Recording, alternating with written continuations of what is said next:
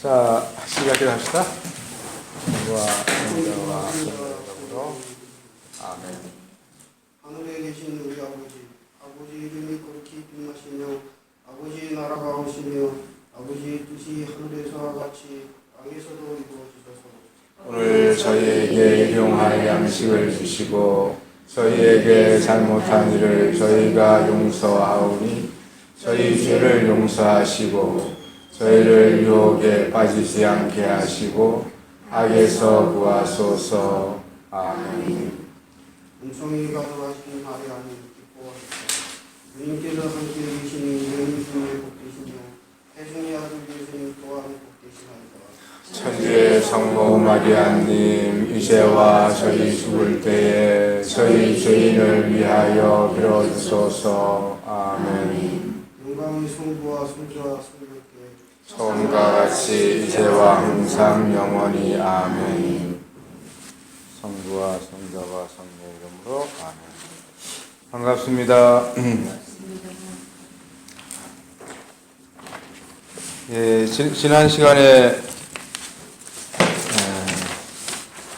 그 교회에 대한 공부를 좀 했죠.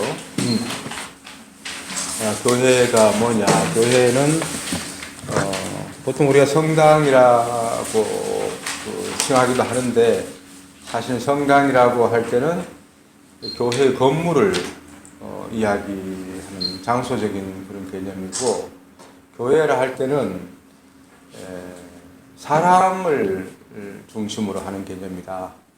그래서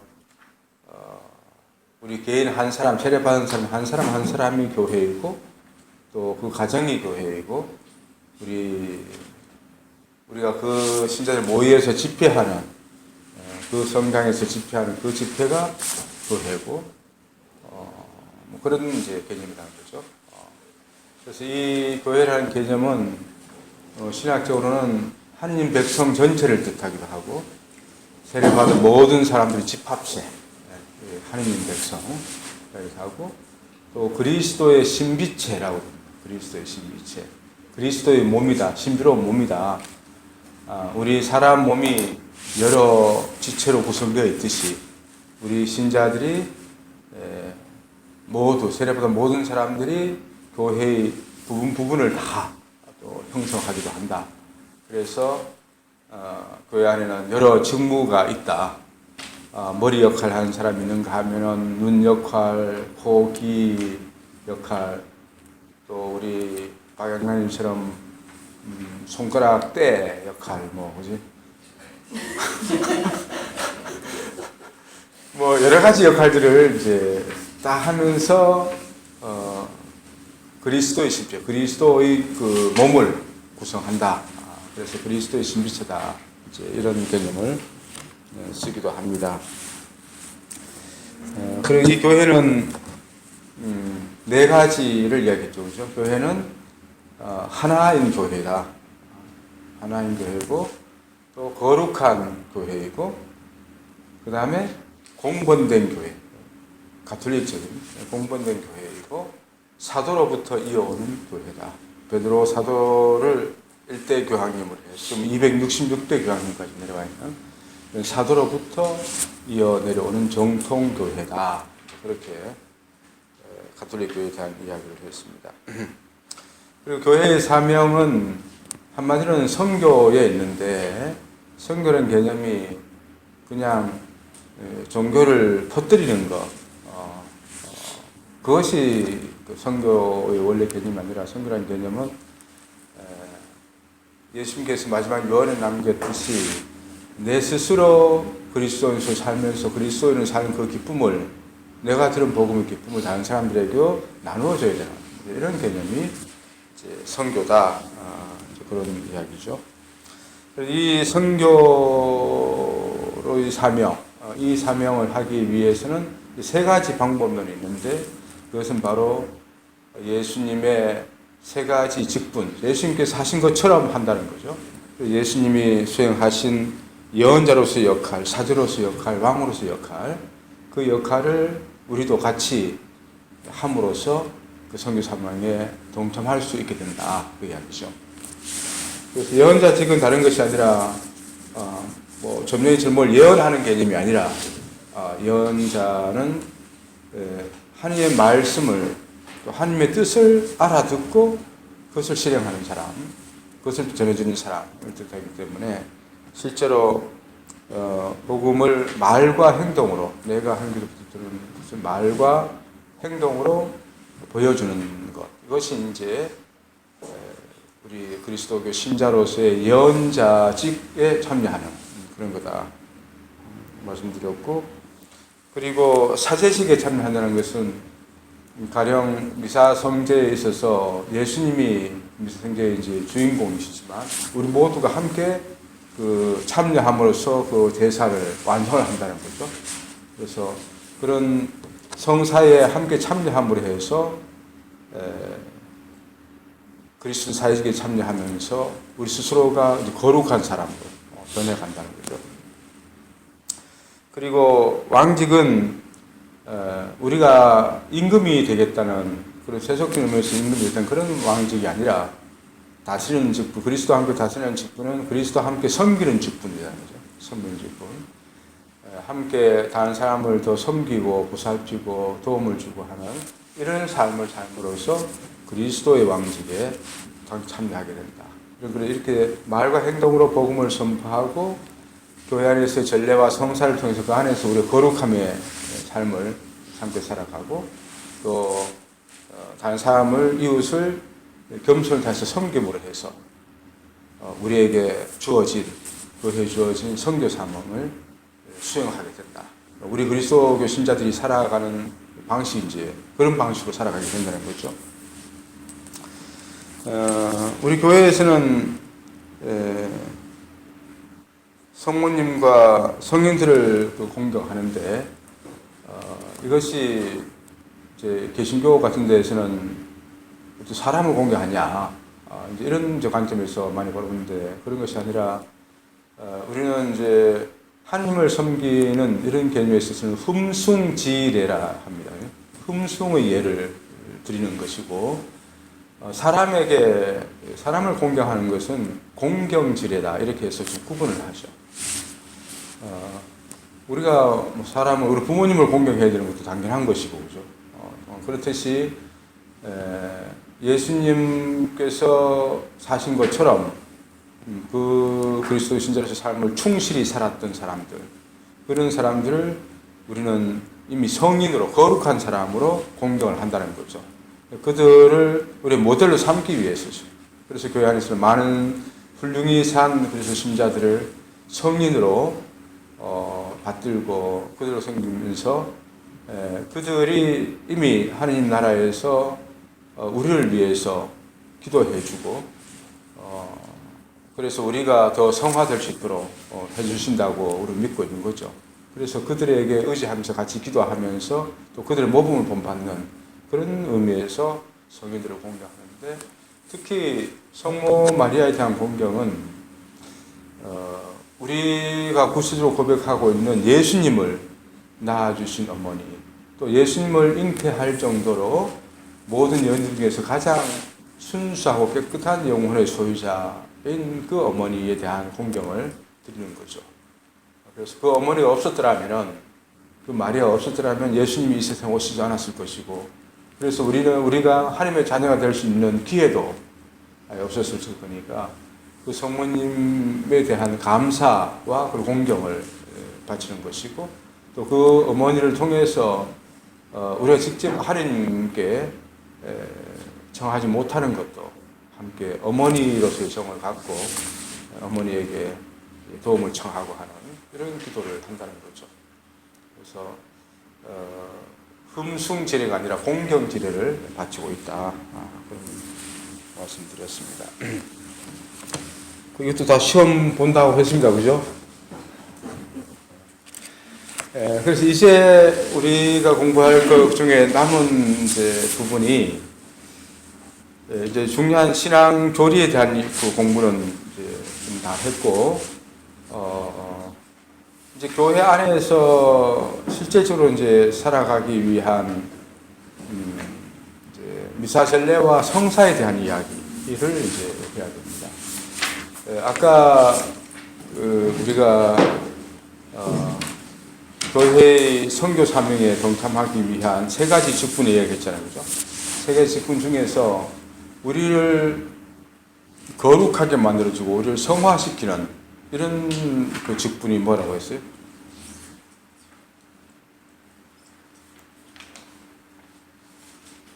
박영남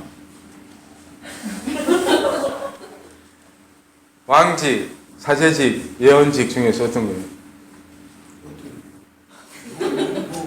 우리를 거룩하게 만들어주는 예언자들이 아니고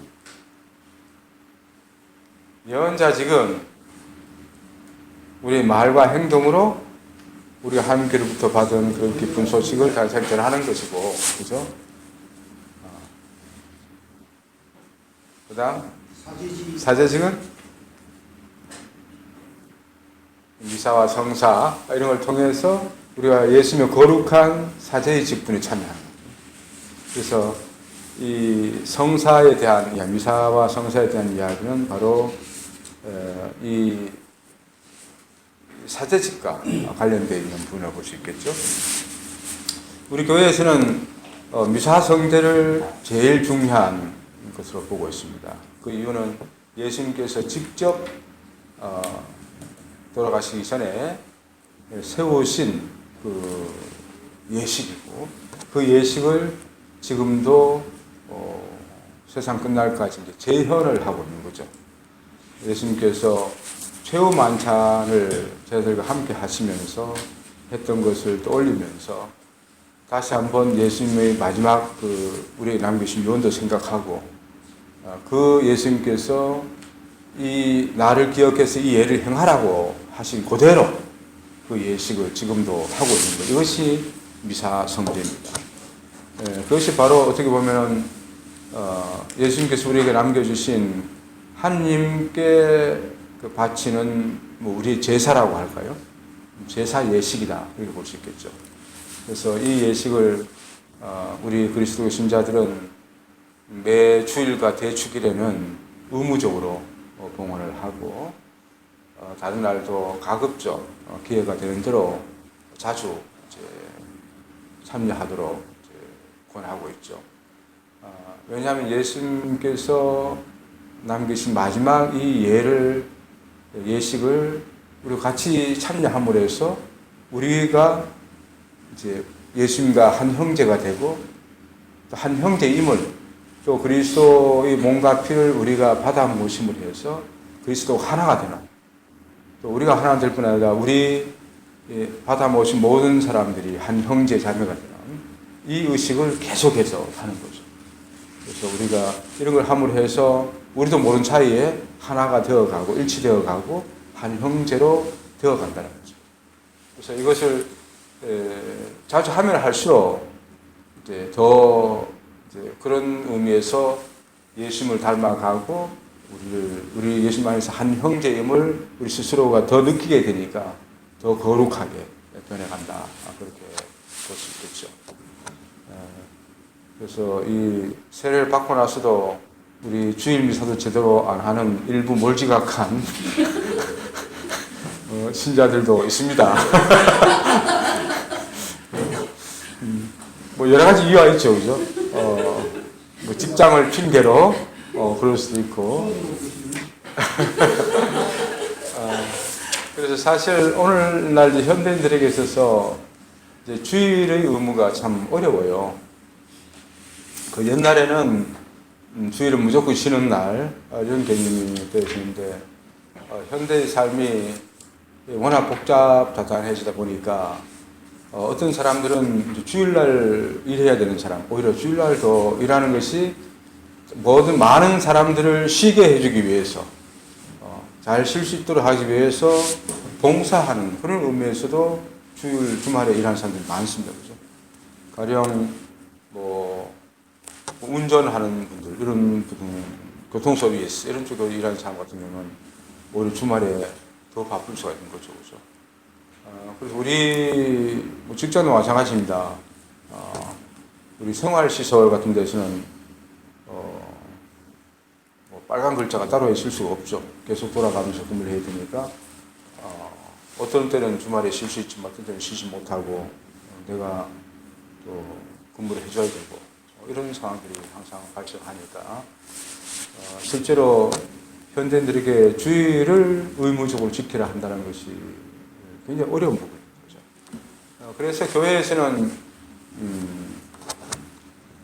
주의를 이제 의무적으로 지키되 이제 주의를 지키는 것이 이제 개념이 뭐냐면 주의를 거룩하게 지켜라, 주의를 거룩하게 보내라 하는 거거든요.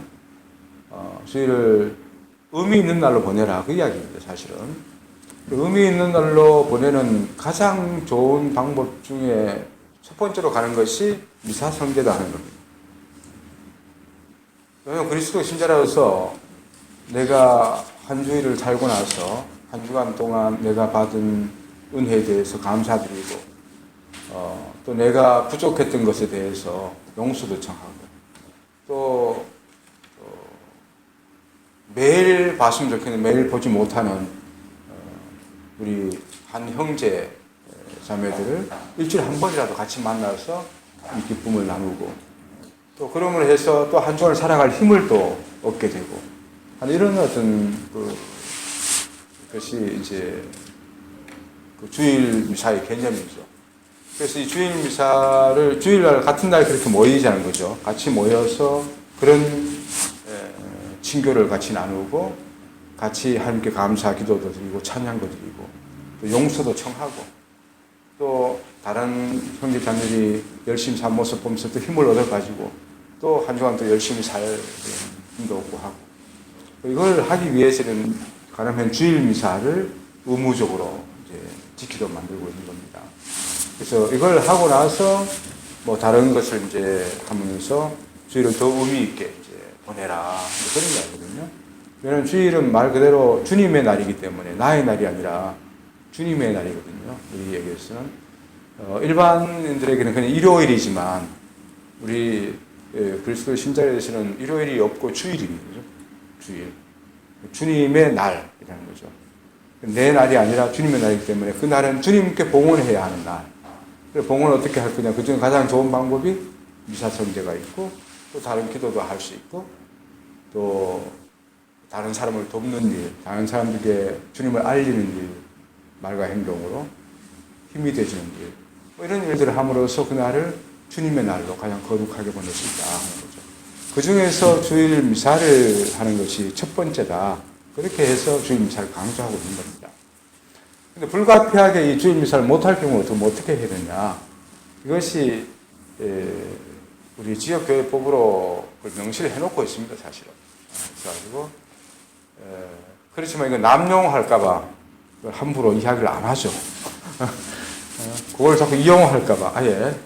그래 이 주일을 의무로 규정해놓고 있는데 그 주일 미사를 하지 못했을 경우에는 내가 게으르고 태만해서 그렇게 해서 주일 미사를 하지 못했을 경우는 고백성사를 보러 갑니다. 왜냐하면 이 날은 주님께 바쳐드려야 할 날인데 내가 태만해서 나를 위해서 바쳤지 주님께서 못 바쳤다 하는 이런 데 있어서 이제 용서를 청하라는 이야기입니다. 그것을 뭐 일부러 강제하기 위한 그런 개념이 아니라 그런 개념이고 그렇지만 주일 미사를 못하게 될 그런 상황이 있을 수 있잖아요. 그죠? 상황을 일부러 내가 만든 게 아니라 가령 우리 직장인 같은 경우는 그날 내가 근무를 해야 되는데 근무를 하는데 내가 신자라고 나는 미사를 간다 해버리고 근무를 안 할 수 없는 거잖아요. 그죠? 그런 거일 경우에는 내가 주일 미사 참석할 수 없는 거죠. 그죠? 그리고 내 가족과 함께 어디 해외여행을 시골 여행을 가는데 거기서 성당도 모르고 그런 여건이 생겼다. 그런 경우에 있어서도 그래도 뭐 수소문해서 성당 찾아가지고 시간 맞춰서 가면 좋은데 시간도 내가 저녁에 도착해 보니까 미사가 아예 없더라. 그것도 할 수도 없는 거잖아요. 그죠?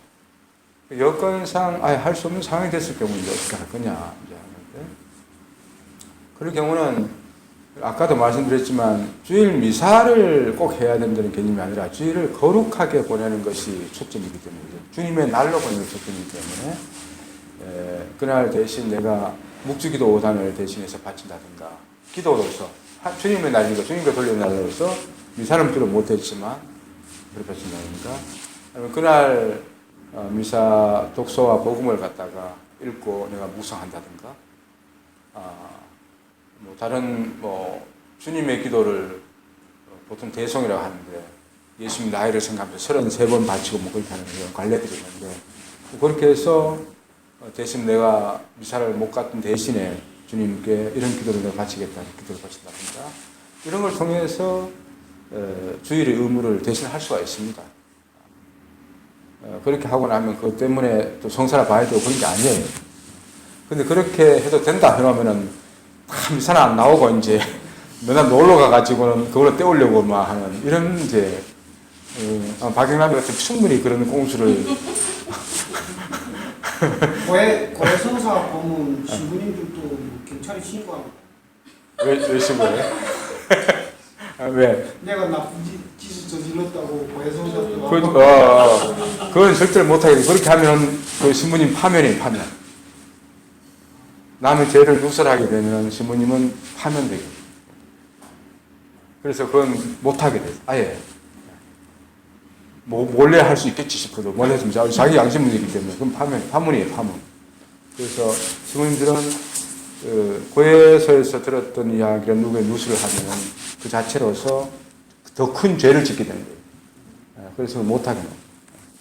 내 목소리 기억하는데 내 죄를 가서 다 기억하는데 나 못해 뭐 하는데 그 신부님들은 하도 이 오만 이야기 다 들어가지고 웬만한 죄 가지고 어떡도 안 해.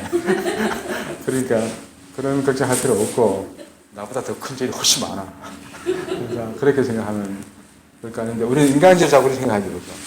지금 내 목소리 기억할 건데 아무리 가려놓고 해도 날 알면 어떡하나 창피해서 어떡하나 하는데 다 똑같은 죄인들이에요. 괜찮아요. 어쨌든 어떤 식으로든지 알게 된 그 고해의 비밀은 다른 사람이 누수하지 못하게 되어 있어요. 그렇기 때문에 그런 걱정을 하지만 그거에 대한 믿음이 없으면은 할 수가 없는 거죠.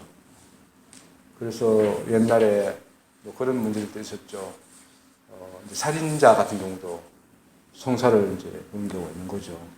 있는데 그러면서도 경찰이 찾아와도 그걸 갖다가 신부님이 밝힐 수는 없는 거죠. 그 사람을 찾는 그건 이제 경찰이 해야 될 부분이지 내가 그 사람 고해한 것까지 해가지고는 난 범인을 누지 알아 이렇게 해서 내가 고발할 수는 없는 거예요.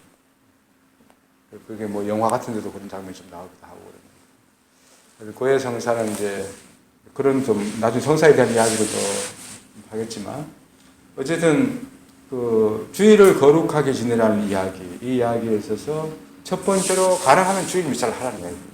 미사를 우리 신자들은 미사를 하는 것이 그날을 가장 거룩하게 보내는 또 주님께 돌려드리는 가장 좋은 어떤 방법이다. 주님께 제사 지내는 게 제일 좋은 거죠, 사실은. 그래서 오늘날 같은 이런 사회에서는 가령 주일날 내가 미사를 못했다 한다면 그 때문에 좀 찜찜하고 마음도 좀 그렇다면 평일 중에 살아도 가능하면 내가 여건이 된다면 미사에 참여하는 게 좋죠. 그래서 가령 이렇게 생각할 수 있잖아요. 매일 평일 미사 참여했는데 주일날 무슨 일이 있어서 못 나갔다. 그럼 그것 때문에 내가 성사를 봐야 되느냐. 굉장히 이상한 문제잖아요. 그죠? 그렇게만 파악할 게 아니고, 이건 주일은 공동체 날이라는 거죠. 어떻게 보면. 우리 교회의 날이고, 주님의 날이고, 그래서 모든 신자들이 함께 공동체에서 만나서, 우리 혼자 기도하는 것도 좋은 거지만, 공동체가 함께 하나님께 예배를 드리고, 감사와 찬미를 드리고 함께 또 우리 공동체가 해야 할 또 도리가 있는데 못한 것에 대해서도 돌아보고 공동체가 함께 기도할 때 더 또 기도의 효과, 힘도 더 이제 낼 수가 있는 거죠. 그래서 이제 함께 기도하길 바라는 거죠. 예수님께서도 너희가 단 두세 사람이라도 내 이름으로 함께 모인 곳에 나도 함께 있겠다. 그렇게 말씀하셨기 때문에 우리는 가능하면 함께 기도하는 문화를 만들려고 노력하죠. 개인 기도보다도 함께 할 때 예수님께서 우리와 함께 해주시고 우리의 기도를 더 잘 들어주신다. 그런 믿음을 예수님 말씀 때문에 그렇게 갖고 있습니다. 사실은 이것만이 아니라도 우리 함께 할 때의 힘, 이 힘은 혼자 할 때의 힘보다 사실은 몇 배의 힘이 더 나는 것은 우리 삶 안에서도 충분히 경험을 할 수 있습니다. 그래서 혼자서 뭘 할 수 있는 것이 1이라고 한다면 두 사람이 함께 할 때 2가 되냐 하면 2가 아니라 3이 되고 4가 될 수 있는 겁니다.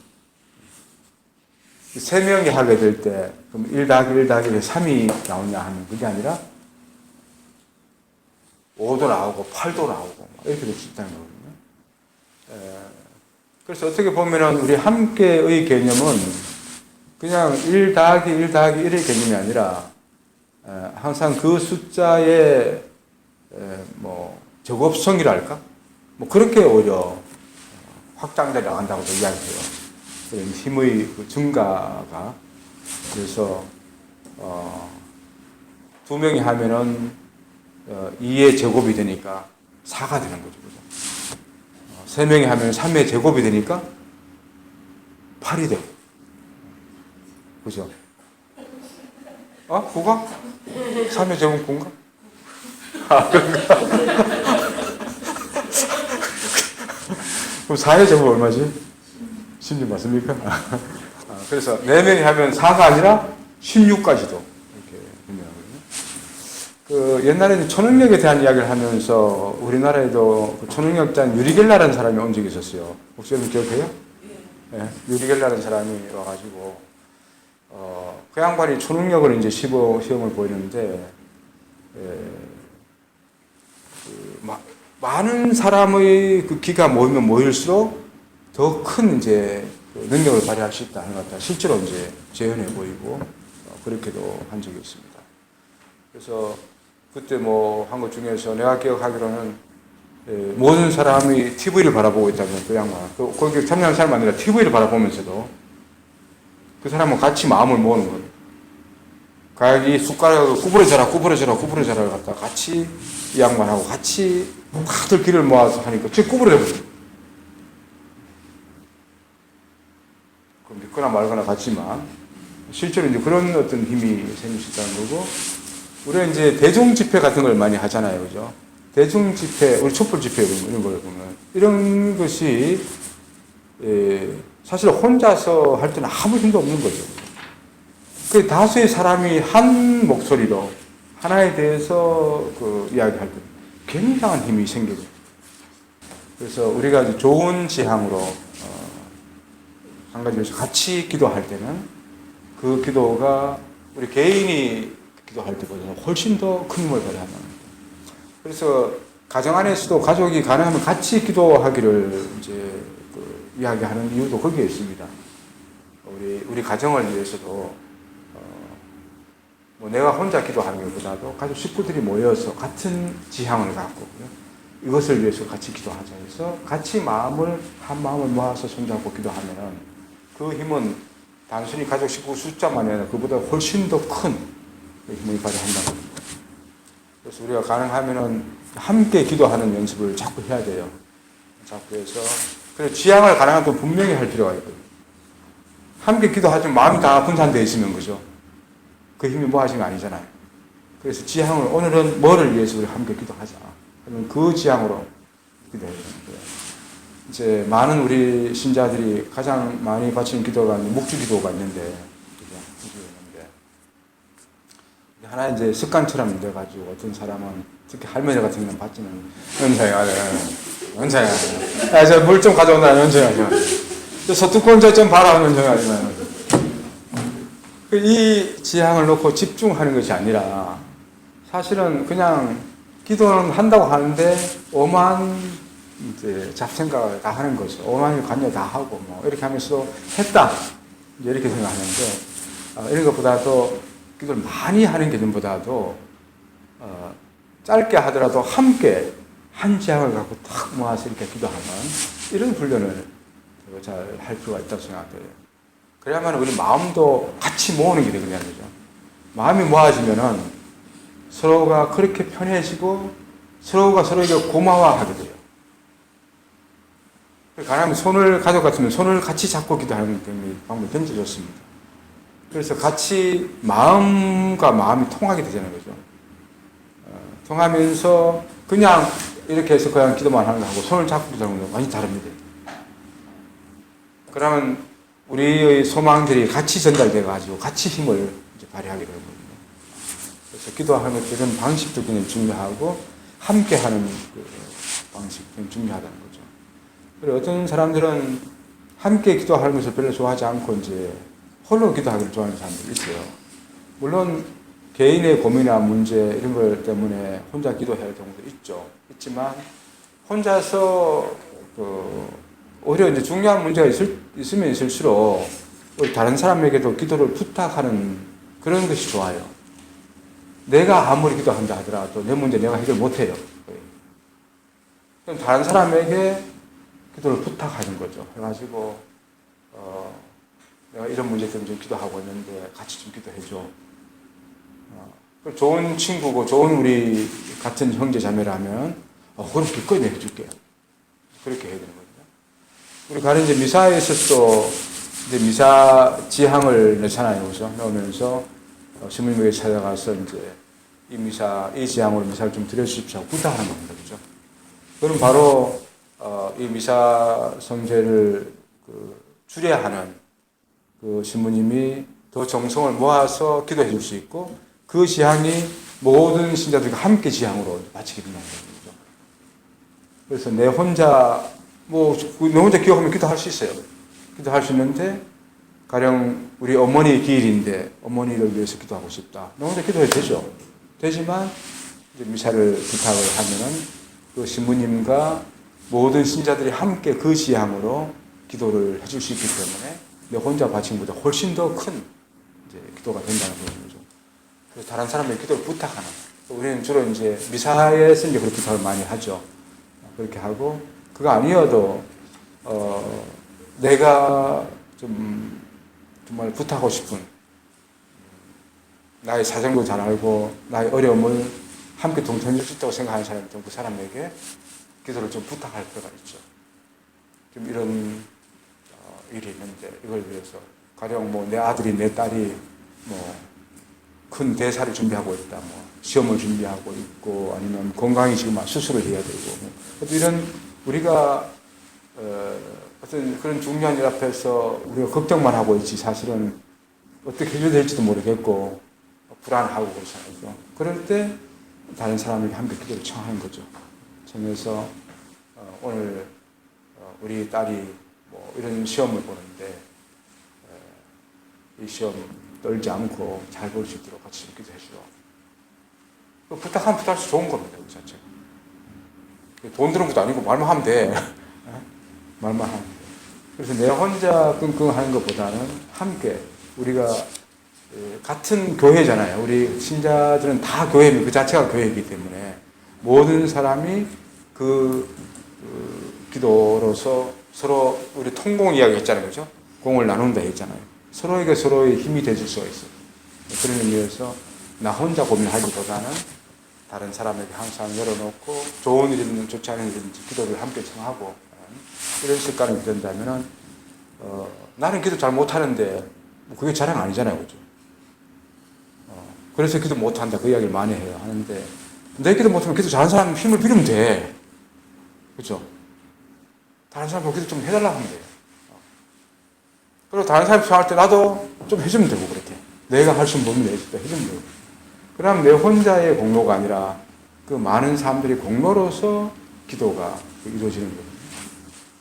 그래서 늘 어떤 나의 간절한 바람이 요청이 있으면 나 혼자만이 아니라 다른 사람에게 부탁해서 함께 기도하는 이런 시간인 것 같고 또 우리가 같이 기도할 기회가 있을 때 우리가 가령 이제 신자들의 기도, 청원 기도 이런 시간이 있잖아요, 그죠? 같이 기도하자고 하는 시간이 있는데 그럴 때도 우리 가톨릭 신자들이 기도를 잘 못하는 게 뭐였나 하면은 꼭 기도문을 지향을 써줘야만이 기도를 해요. 그냥 자유롭게 기도하라 하면은 그만 기도를 못해.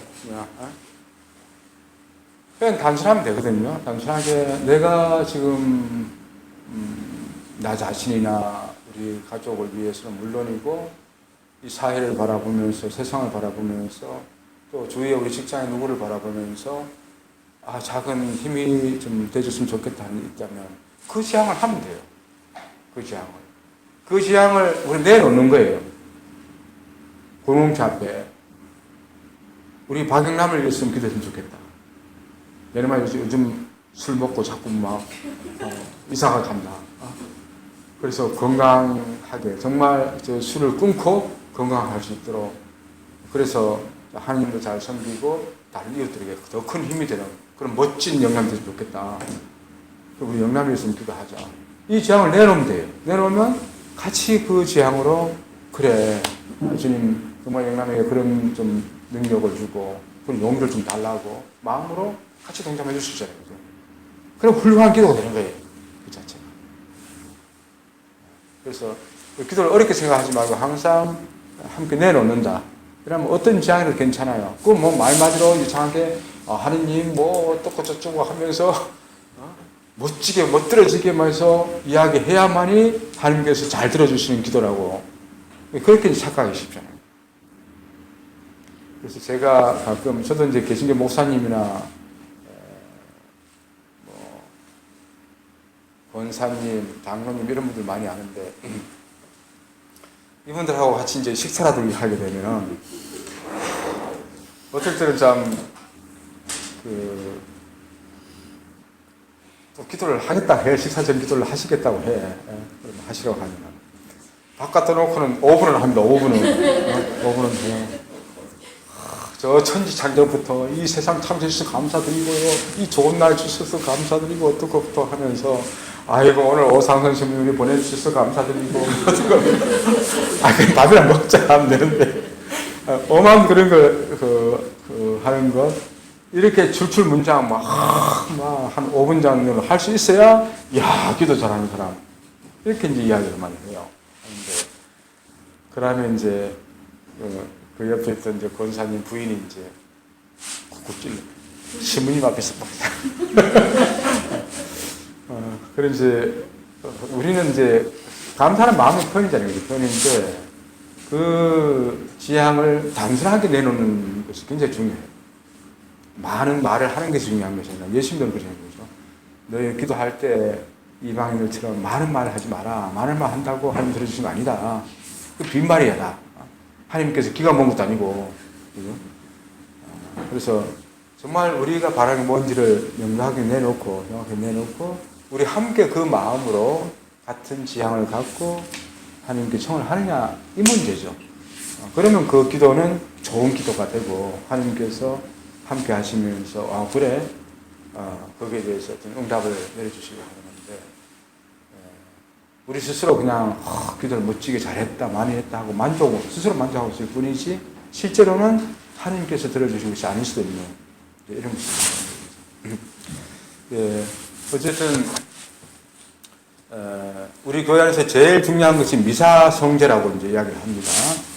미사성제는 초대교회 때부터 예수님 돌아가시고부터 해서 지금까지 2000년 이상 동안 지속해서 내려오고 있는 예식이죠.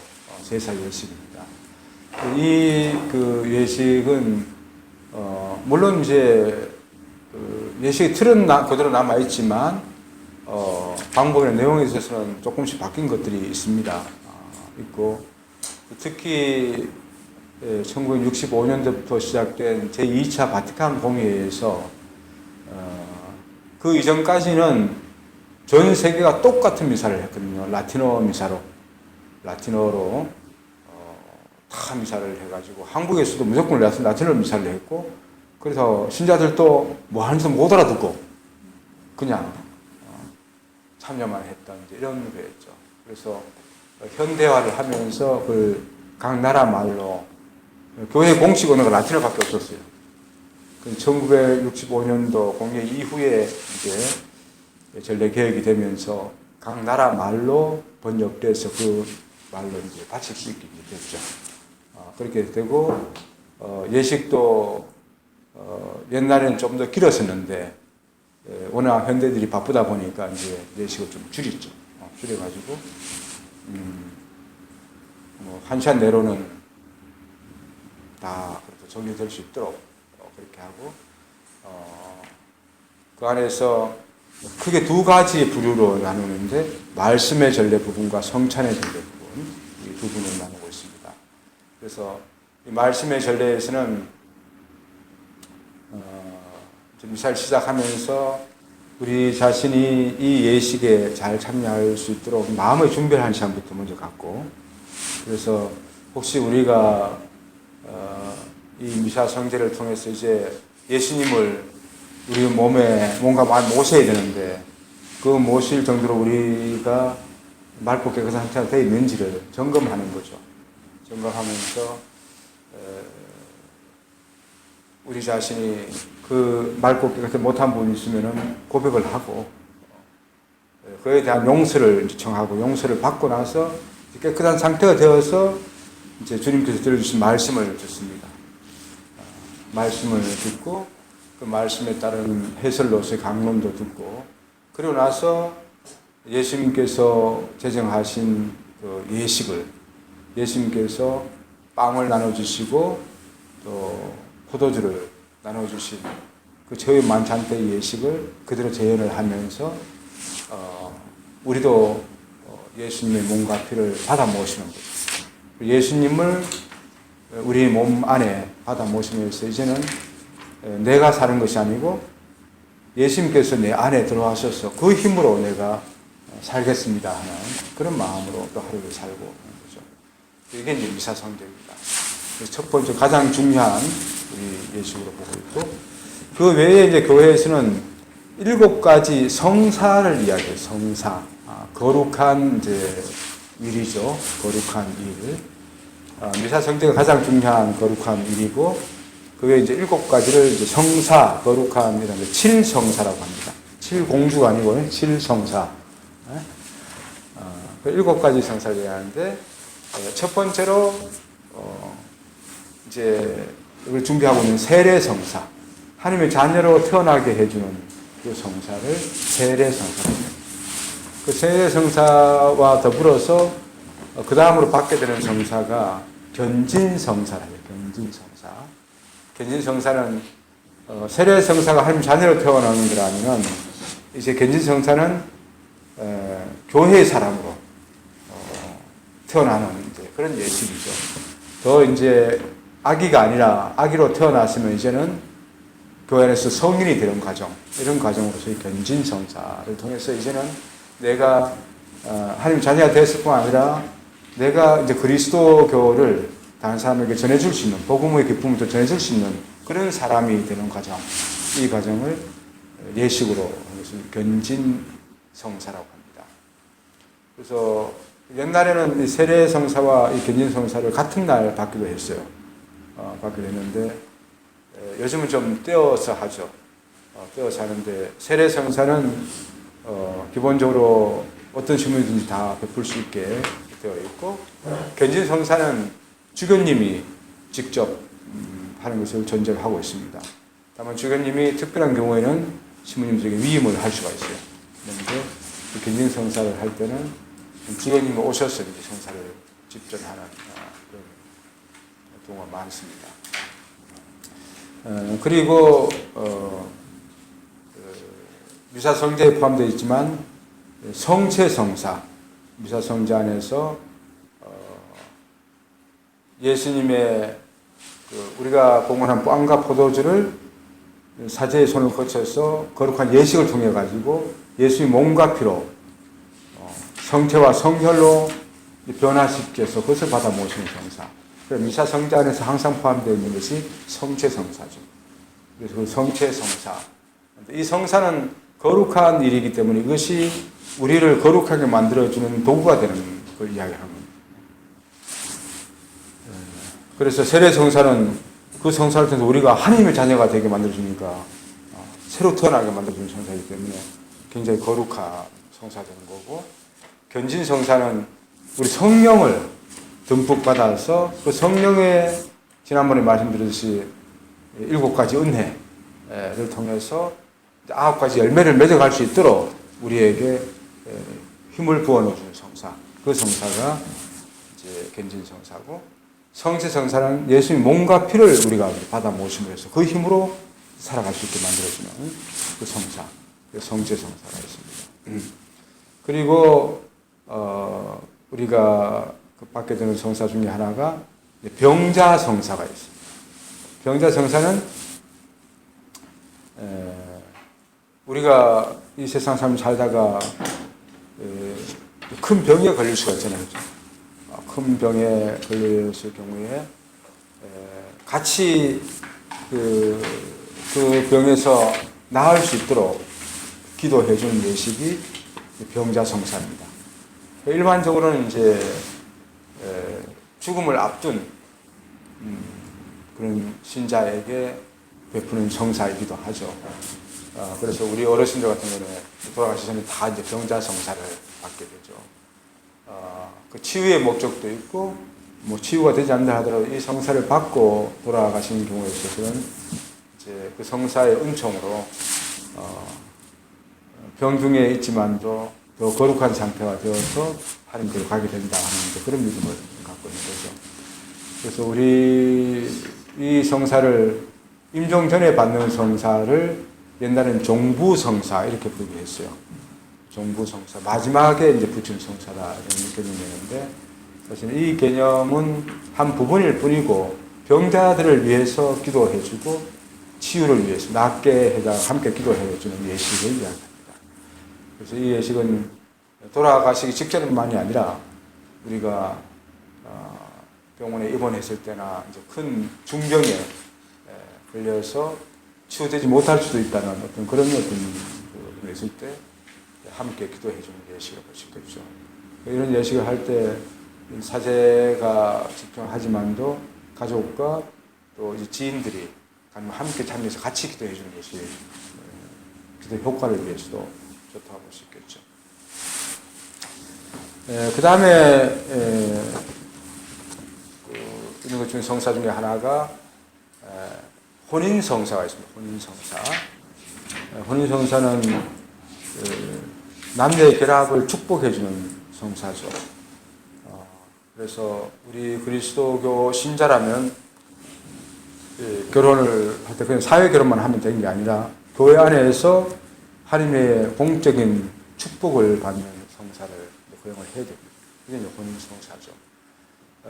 그래서 그것을 하기 위해서는 양 배우자가 다 이제 신자가 되어야 되지만 신자가 아닌 경우에 있어서는 관면을 이제 줍니다. 관면을 혼배라 하는데 양쪽이 다 신자가 아니기 때문에 그 결혼을 인정을 하되 조건부로 이제 인정을 하는 겁니다. 가능하면 나중에 신자가 되겠다는 것, 또 신자가 안 된다 하더라도 적어도 여기 태어날 자녀의 어떤 종교 교육을 갖다 방해하지 않는다는 것, 뭐 이런 어떤 몇 가지 약속을 하게 되는 거죠. 그런 조건 하에서 교회에서 공식적으로 하나님의 축복을 주면서 성사로서 본인을 이제 인정해 주는 것이죠. 그래서 교회 안에서 이런 그 성사를 받지 않으면은 다른 어떤 신앙생활을 잘 할 수 없도록 이제 제약을 합니다. 제약을 합니다. 이걸 조당이라고 부르죠. 조당. 가령 어떤 사람이 결혼을 했는데 사회 결혼을 하고 교회 안에서 결혼 안 했다 한다면은 그 교회 안에서는 정식으로 혼인한 상태가 아닌 게 돼요. 그렇다면은 동거하고 있는 거죠. 동거를 하고 있는 이런 개념. 사회적으로 사회법적으로는 결혼을 한 상태지만도 교회 안에서는 동거 개념이 되는 거죠. 그래서 결혼 안 한 상태에서 남녀가 같이 부부 생활을 살아가고 있다면 죄짓고입니다. 이런 게 되고. 그래서 교회 안에서 그것을 승인받는 하나님 축복을 받는 예절을 반드시 이제 그치도록 하고 있고, 또 가령 이제 결혼을 하고 서로 살다가 안 돼서 이혼을 했다. 그 이혼을 했으면은 그 다음에 재혼을 하게 된다. 이런 경우에 있어서 그 배우자가, 원래 결혼했던 그 배우자가 사망한 케이스가 아니면은 그 재혼을 우리 교회에서 인정을 하지 않습니다.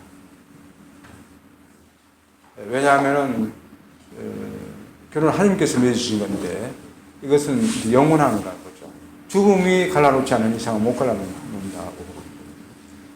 그래서 그 배우자가 죽게 하는데 내 마음에 안 들어가지고 그러면 이혼을 하고 나서는 내 마음에 드는 여자 다른 여자와 결혼을 하게 되면은 이혼 자체가 죄는 아닙니다.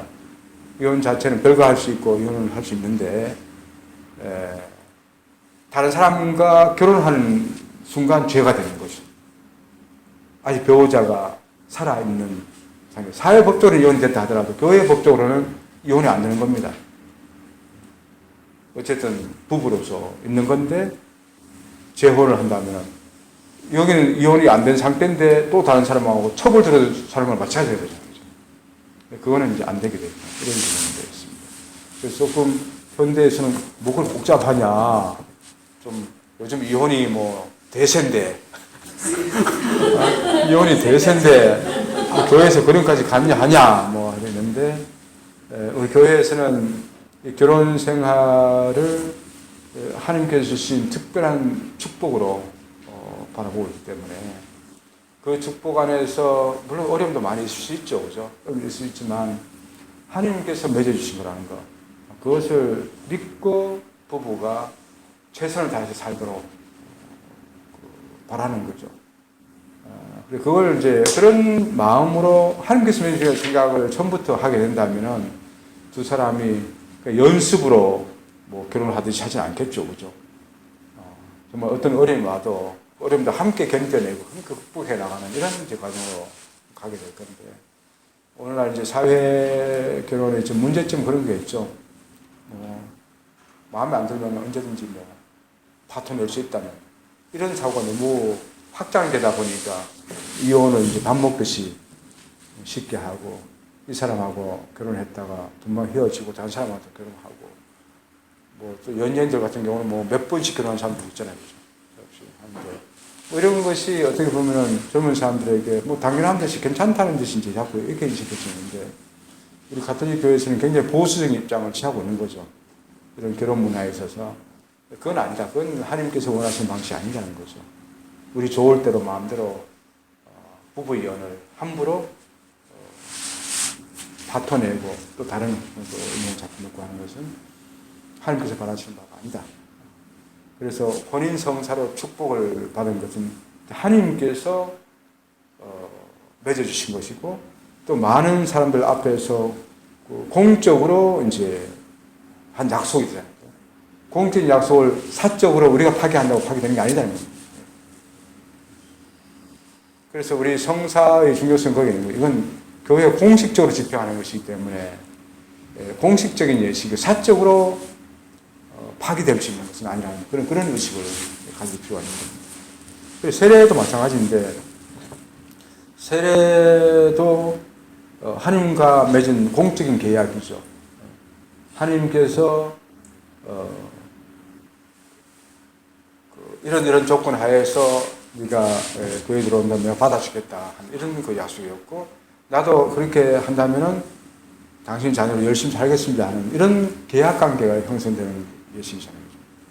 그래서 하나님과 약속을 해놓고는 그냥 교회 나보니 재미도 없네, 그 신부님하고 내 마음에 안 드네, 어떤 신자하고 어떻게 싸우고는 꼴도 보기 싫네, 이러면서 이제 안 나오게 되는 거죠.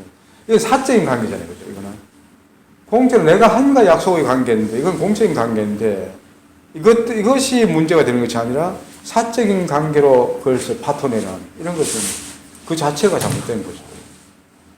계약의 당사자와 해결해야 문제를 갖다가 그 계약은 내버려 두고 사적인 문제 때문에 파토를 낸다는 것은 계약 위반이라는 거예요.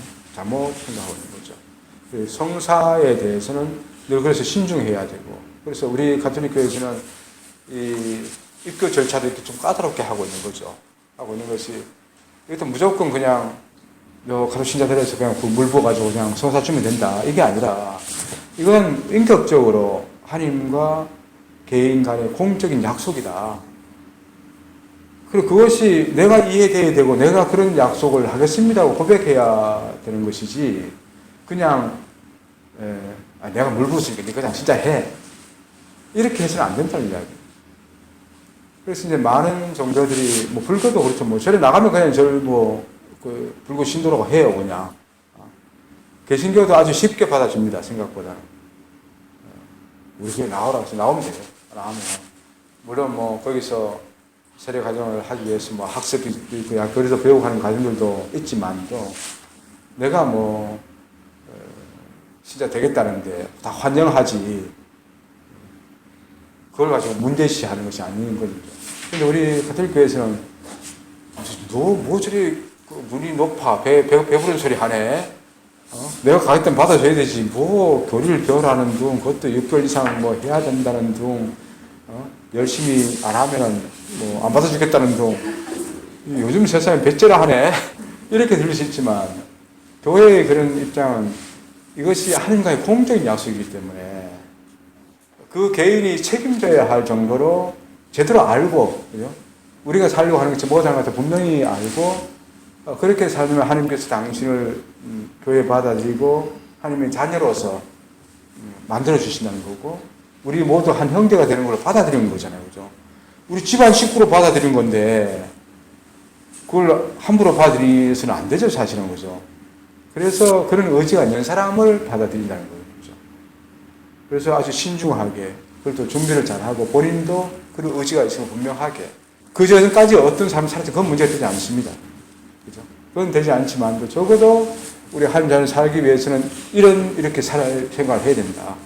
이런 의지가 없다면은 들어올 생각하지 말아라. 받아들이지 않겠다. 우리 공동체에. 이런 개념인 거예요. 그 전까지 지금까지 어떤 삶을 살았는지 이거에 대해서는 뭐 과거를 묻지 마세요는 분명합니다.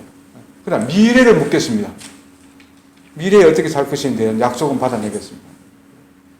그렇게 하려면 성인이 되어야만 해요. 아이들도 유아세례는 주지만도 실제로 나중에 성인이 되어서는 실제적인 신앙생활을 할 수 있도록 보충 교육을 또 해서 받아들이고 그래서 영성체 같은 걸 하기 위해서도 초등학생 교육을 다시 배우고 성인으로 신자생활을 할 수 있도록 자기가 모르는 상태에서 그냥 신앙생활을 강요할 수 있는 건 아니라는 거죠. 그런 점에서 이제 이런 성사에 대한 준비를 철저히 하도록 하고 늘 준비 과정을 거치게 만들고 그에 대해서 내가 내 자유의지로 응답할 수 없다면 안 하는 겁니다. 그죠? 그래서 혼인 성사도 이제 그런 개념입니다. 그런 혼인을 하나님께서 내려주신 축복을 여러분들이 받겠느냐 하는 거죠. 그렇다면 앞으로 이렇게 살겠다 하는 것을 약속해라. 그거든요. 그 약속을 하면은 하나님 축복을 해주신다 하는 거죠. 그걸 받아들여서 혼인 예식을 함으로써 그 축복의 은혜로 들어가게 되는 거죠. 그것을 파기하는 것은 하나님과의 약속을 이제 저버린 것이기 때문에 문제된다는 거죠. 그 외에 이제 특별한 이제 성사가 있다면은 신품 성사, 성품 성사였는데 바로 혼인 성사가 있다면 혼인 성사가 아니고 하나님께서 결혼으로가 아니라 교회를 위해서 하나님 당신을 위해서 일한 일꾼으로 불러주시는 성사가 있다면 이걸 이제 성품 성사라고 합니다. 그래서 교회 직무를 위해서 부제님, 신부님 또 주교님으로 만드는 이 성사를 성품 성사라고 합니다. 또 하나 마지막 하나 뭐가 빠졌지? 고해 성사. 예. 이야, 제일 똑똑해. 다른 사람 모르는데. 이제 고해 성사는 이렇게 생각하면 됩니다. 우리가 이제 세례를 통해서 하나님 자녀로 새로 태어났고 그 이전의 모든 죄에 대해서 이제 사함을 받았잖아요. 이제 순서가 깨끗한 이제 상태가 되는데, 근데 이 세상을 살아가면서 그럼 죄를 안 짓냐 하면은 이 먼저 신자된 사람들 죄 하나도 안 짓는 것 같지만 죄를 더 많이 질 수도 있어요. 죄를 안 짓고 살 수는 없어요. 세상 살아가면서 우리 인간 관계 안에서 살아가다 보니까 아무리 내가 좋은 마음을 갖고 산다 하더라도 우리 감정의 동물이기 때문에 감정이 상할 수도 있고, 남을 미워할 수도 있고, 남에게 잘못할 수도 있고, 또 욕심을 부릴 수도 있고, 또 마찬가지로 내가 세례받기 이전의 상태처럼 살 수도 있어요. 그렇지만 그 이전에는 내가 그 죄 지은 것을 계속 쌓을 수밖에 없었어요. 그래서 이제는 하나님 자녀가 되고 난 이후는 그 죄를 용서받을 수 있는 길이 제공되어 있는 거죠. 그것이 고해성사예요. 고해성사가 뭐 괜히 뭐 힘들게 만드는 이런 성사가 아니라 은혜죠. 교황님께서 그 얘기는 하지만도 우리가 계속 죄를 쌓고 살아갈 수밖에 없는 사람이 되는 건데 이 죄를 씻어버리게 만들어주는 성사이기 때문에 또 다시 시작할 수 있고 늘 깨끗한 영혼으로 새로 살아갈 수 있도록 만들어주는 성사, 그 성사가 고해성사가 되는 거죠. 그래서 뭐 저는 이 고해성사는 우리 청소하는 거와 똑같다. 집 청소를, 집안 청소를 갖다가 하는 건데 청소 안 하고 살아도 돼요, 그죠? 뭐 1년 내내 청소 안 하고 살아도 살 수는 있어. 지저분하고 늘 먼지가 쌓이고 더 하지만도 우리가 그 청소를 깨끗하게 대청소도 한 번씩 필요하고 평소에도 조금씩 좀 청소도 하고 이렇게 해야 깨끗한 환경이 되죠. 그 깨끗한 환경이 될 때 나와 우리 가족들이 늘 기분 좋게 또 하루하루를 또 살아갈 수 있듯이 우리가 하나님 자녀 살아가는 것도 마찬가지라는 거죠. 살다 보면 또 때가 끼고 영혼에 때가 끼고 더러움이 쌓이고 먼지가 앉고 이러는데 이런 걸 방치해두면 계속 살아가는데 문제 없어서 살 수는 있어요. 살 수는 있지만 이것을 깨끗하게 대청소도 한번 하고 또 한 번씩 실망을 보이면 또 청소도 하고 하는 것이 교회에서는 개념이죠. 우리 교회에서는 기본적으로 대청소를 할 수 있는 시간을 주는데 그것이 이제 성탄과 부활을 준비하기 전에 그런 판공성사라는 걸 통해 가지고 대청소를 하게 만들어져요. 그래서 우리 부활 전에 조금 후에 지금부터 조금 더 지나면 이제는 각 본당마다 이제 판공성사과라고 하는데 그것이 내가 묵혀놓은 성사를 대청소를 하는 시간 말이에요. 1년에 2차례는 대청소를 하게 그 시간을 이제 주는 거거든요. 그때는 단순히 그냥 내가 뭘 잘못했어 이렇게 보는 것이 아니라 내 신앙생활 전반을 내 때 구석구석을 이제 찾아보는 거죠. 그죠? 어디가 먼지가 얼마나 쌓이는지 하나하나 돌아보고 그것을 깨끗하게 한번 대청소를 하는 시간. 그 시간이 판공선사로서 이제 사순 때 또 대림 때 성탄과 부활을 잘 준비할 수 있도록 그 가장 큰 축일을 가장 깨끗한 상태로 준비할 수 있도록 대청소하게 해주는 선사. 그것이 판공선사입니다. 그 판공선사는 수십 년간 냉담한 사람도 나와서 일거에 모든 묵은들을 다 벗길 수 있는 또 기회이기도 해요. 그래서 그럴 때 냉담하고 있는 신자들에게도 나오게 좀 권해가지고 그 오랫동안 묵었던 것도 다 그거 해결을 할 수 있으니까 새로 시작할 수 있도록 기회를 만드는 건 참 좋은 일이죠. 평소에는 내가 도저히 마음이 찜찜해서 안 돼. 그죠?